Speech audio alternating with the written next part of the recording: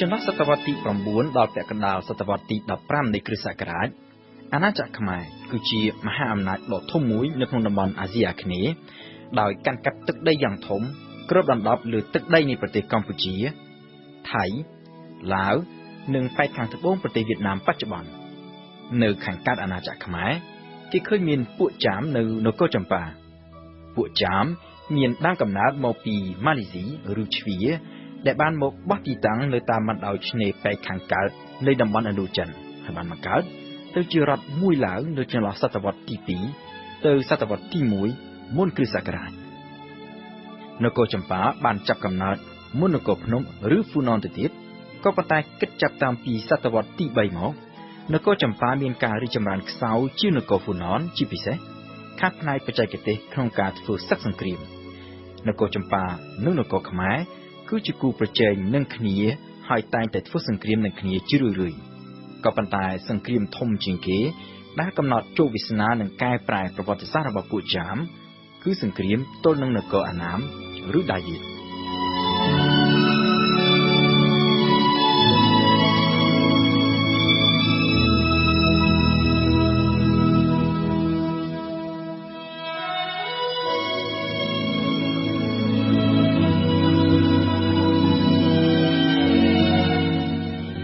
នគរអាណាមមានទីតាំងស្ថិតនៅខាងជើងនគរចម្ប៉ាក៏ប៉ុន្តែចាប់តាំងពីសតវត្សទី1មុនគ្រិស្តសករាជរហូតទៅដល់សតវត្សទី10នៃគ្រិស្តសករាជនៅក្នុងរយៈពេលប្រមាណជា1000ឆ្នាំអាណាមស្ថិតនៅក្រោមការកាន់កាប់របស់ចិនពោលគឺអាណាមគ្រាន់តែជាអាណាខេត្តមួយប៉ុណ្ណោះរបស់ចិនហើយពេលខ្លះចិនបានហៅអាណាមថាឡាវវៀតរហូតដល់ឆ្នាំ939ពួកអាណាមបានទាមទារឯករាជ្យបង្កើតទៅជានគរដាច់ពីចិនក៏ប៉ុន្តែមិនយូរប៉ុន្មាននគរថ្មីនេះនៅតែត្រូវធ្លាក់ទៅជានគរចំណុះរបស់ចិនវិញដដែលចិនដែលចាប់ពីឆ្នាំ960ដល់ឆ្នាំ1279ស្ថិតនៅក្រោមការគ្រប់គ្រងរបស់រាជវង្សសុងក្នុងការព្យាយាមរើបំរាស់ពីនឹមអាណានិគមរបស់ចិនពួកអាណាមតែងតែបានងើបឡើងបះបោរធ្វើសង្គ្រាមទល់នឹងកងទ័ពចិនជារឿយៗក្រៅពីការធ្វើសង្គ្រាមជាមួយចិននៅទិសខាងជើងទៅទិសខាងត្បូងឯនោះវិញពួកអាណាមនិងពួកចាមក៏តែងតែធ្វើសង្គ្រាមឈ្លានពានគ្នាទៅវិញទៅមកឥតឈប់ឥតឈរដែរក៏ប៉ុន្តែនៅទីចុងបំផុតគឺនគរចម្ប៉ាដែលត្រូវទទួលបរាជ័យដោយត្រូវនគរអាណាមឈ្លានពានចូលកាន់កាប់បានទាំងស្រុងនៅឆ្នាំ1471នគរចម្ប៉ាត្រូវដួលរលំហើយពួកចាមក៏បាននាំគ្នារត់ខ្ចាត់ខ្ចាយចេញពីនគរដោយភាគច្រើនរត់ភៀសខ្លួនទៅជ្រកកោននៅក្នុងអាណាចក្រខ្មែរហើយខ្លះទៀតរត់ទៅម៉ាឡាកានៅក្នុងប្រទេសម៉ាឡេស៊ីបច្ចុប្បន្ន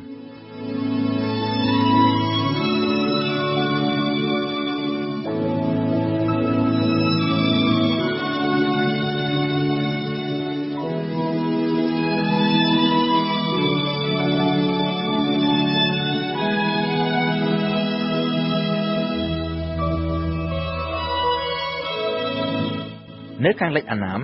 និងខាងជើងនគរខ្មែរមានប្រជាជនមួយទៀតគឺលាវធ្លាប់ជានគរឯករាជ្យមួយនៅខាងជើងនគរហ្វូណនក៏ប៉ុន្តែបន្តិចម្ដងប្រទេសលាវត្រូវធ្លាក់ទៅក្រោមការត្រួតត្រារបស់ខ្មែរដោយដំបូងត្រឹមជានគរចំណុះហើយបន្តមកទៀតនៅក្នុងសម័យអង្គរដែនដីនៃប្រទេសលាវត្រូវបានអាណាចក្រខ្មែរវាយទីកាន់កាប់ទាំងស្រុងរហូតដល់ចុងសតវត្សទី14ទើបប្រទេសលាវចាប់ផ្ដើមលេចរូបរាងសាជាថ្មីឡើងវិញក៏ប៉ុន្តែលាវស្ថិតនៅជាប្រទេសទន់ខ្សោយមួយ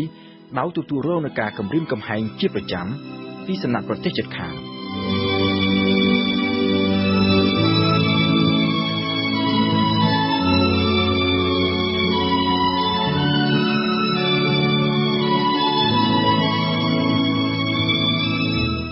នៅខាងកើតអាណាចក្រខ្មែរឯនោះវិញមានប្រទេសមួយដែលគេហៅថាស្រុកមនហើយដែលមានទីតាំងនៅត្រង់ប្រទេសភូមាសប្តាហ៍ថ្ងៃកាលពីសម័យដើមស្រុកមននិងស្រុកខ្មែរមានព្រំប្រទល់ជាប់គ្នានៅត្រង់ម្ដុំព្រំប្រទល់ភូមានិងថៃបច្ចុប្បន្នចំណែកឯប្រទេសថៃវិញនៅមិនទាន់មានរូបរាងនៅឡើយទេនៅពេលនោះនៅក្នុងសិលាចារឹកគេឃើញមានការកត់ត្រាពីវត្តមានរបស់ពួកថៃឬសៀមនៅក្នុងតំបន់អាស៊ីអាគ្នេយ៍ប្រហែលជាចាប់តាំងពីសតវត្សទី12មកពួកថៃឬសៀមកាលពីមុនរស់នៅក្នុងខេត្តយូណានប្រទេសចិន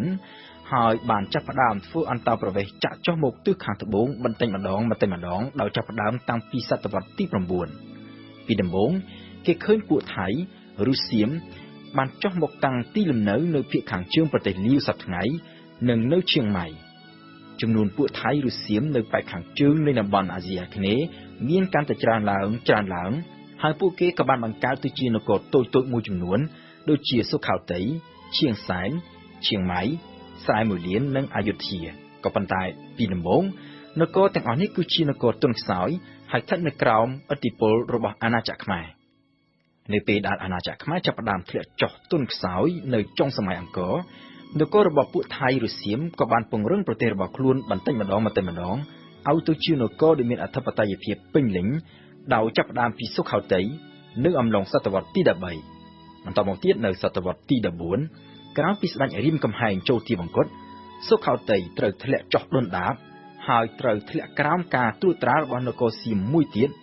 គឺអយុធ្យានេះហើយដែលបានពង្រីកអំណាចនៃនគរសៀម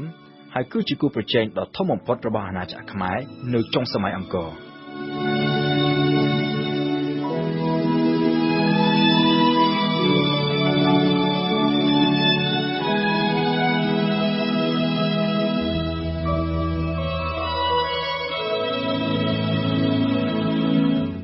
ងាកទៅប៉ែកខាងសមុទ្រឯណោះវិញនៅប៉ែកខាងត្បូងអាណាចក្រខ្មែរគេឃើញមានអាណាចក្រដ៏ធំមួយគឺអាណាចក្រស្រីវិជ័យរបស់ពួកម៉ាឡេដែលមានទីតាំងធំនៅលើកោះស៊ូម៉ាត្រាក៏ប៉ុន្តែមានដែនដីគ្របដណ្ដប់រហូតដល់កោះជ្វាកោះបូណេអូនិងម៉ាឡាកានៅចុងខាងត្បូងនៃឧបទ្វីបម៉ាឡេពោលគឺពាសពេញនៃដែនដីប្រទេសម៉ាឡេស៊ីឥណ្ឌូនេស៊ីនិងប៊្រុយណេសប្តាហ៍ថ្ងៃនៅអំឡុងសតវត្សទី 13 អាណាចក្រស្រីវិជ័យបានធ្លាក់ចុះទន់ខ្សោយរហូតត្រូវធ្លាក់ទៅជានគរចំណុះឲ្យអាណាចក្រខ្មែរហើយក្រោយមកទៀតក្លាយទៅជានគរចំណុះរបស់នគរសុខោទ័យរបស់សៀមនៅដើមសតវត្សទី 15 អាណាចក្រស្រីវិជ័យត្រូវដួលរលំហើយបែកខ្ញែកទៅជានគរតូចៗផ្សេងដាច់ពីគ្នា